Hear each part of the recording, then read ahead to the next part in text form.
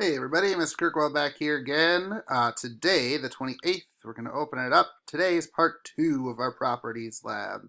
So if we click on the lab and open it up, once again you're going to need the wave on a string. So if you go back to yesterday, you can click on wave on a string and get that open too. And then waves part 2. So it says 3 and 4. That's because I split the lab up just into 2 days. It all used to be one big document. So for today's, we're going to be taking a look at 2 questions. Does frequency affect wavelength? And does frequency affect wave speed? So does it affect how fast the waves are moving? So what we're going to do is on wave on a string, we're going to do the same settings we did yesterday.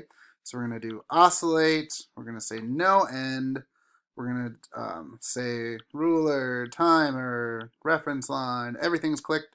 We're not going to touch tension, we're not going to touch dampening, we're just going to leave those alone.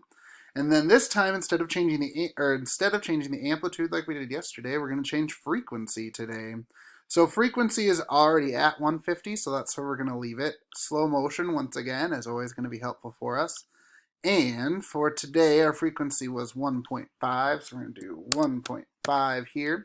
And we're going to figure out wavelength. So when the frequency is 1.5 hertz, what is the wavelength? So we're gonna, it says change the frequency to 3 different settings, well 4 I guess, because we've got 4 little boxes. 4 different settings, pause the wave, measure the wavelength with the ruler tool. So we're gonna let this go, and then we're gonna hit pause, and now I've got the top of the wave here, and the top of the wave over here. So I'm gonna take my ruler, started at 0 at the top of that one, then go to the top of this one, and it looks like 4.2, which was yesterday's 2. So wavelength is 4.2 centimeters. Okay. Then I'm going to go back here, and now I'm going to change frequency instead. So I'm going to leave amplitude alone, and I'm going to change frequency and bring it down here, start it up again, and then let it go a little higher. Now, when I bring my frequency down low, I can't even see the whole wave. So I would recommend from 1.5, choosing 3 as you go up.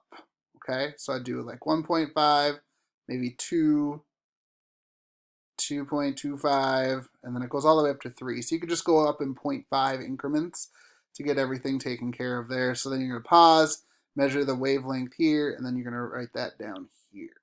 All right. For number 4 here, does frequency affect wave speed?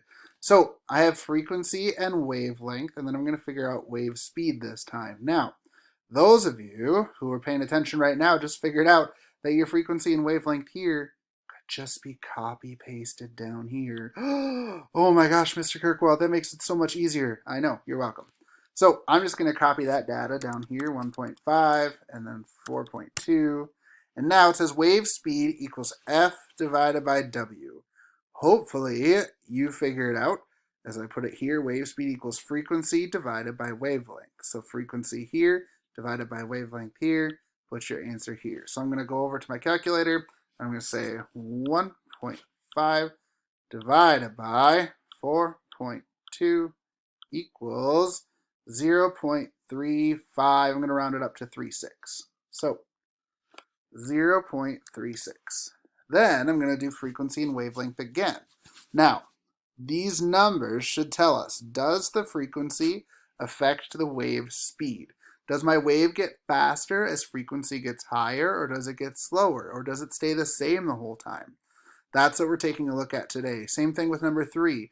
Does frequency affect wavelength? If the frequency goes up, what happens to the wavelength?